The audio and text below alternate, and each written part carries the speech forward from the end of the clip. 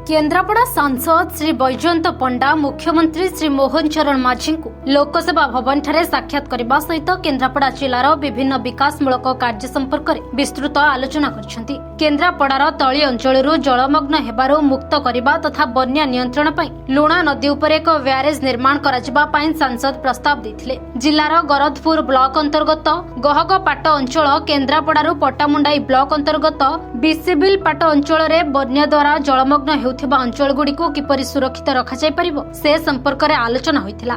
या सहित जिले में स्वास्थ्य सेवार उन्नति पाई एक चैरिटेबल मल्टी स्पेशलिस्ट हॉस्पिटल निर्माण निमंते जमी चिन्हट उभयंक मध्य आलोचना होइथिला।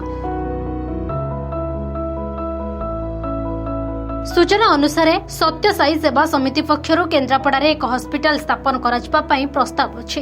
या सहित केन्द्रापड़ा जिले में एक लॉजिस्टिक पार्क निर्माण, शीतल भंडार प्रतिष्ठा, पानीय जल प्रकल्प को त्वरान्वित करने और पर्यटन क्षेत्र में विकास पाई डांगमाल अंचल में इको टूरिज्म, ललितगिरी में बौद्ध पर्यटन को आहरी व्यापक करने संपर्क में उभयंक मध्य आलोचना होइथिला। केन्द्रापड़ा जिले में खाली पड़िथिबा सरकारी पदवी गुड़िक पूरण करने बैठक में आलोचना होइथिबा बेले जिले में अन्यान्य विकासमूलक कार्य विषय में बैठक में आलोचना होइछि। उक्त बैठक में मुख्य शासन सचिव श्री मनोज आहूजा, उन्नयन कमिशनर श्रीमती अनु गर्ग, मुख्यमंत्री अतिरिक्त मुख्य शासन सचिव श्री निकुंज बिहारी धल प्रमुख उपस्थित थिले।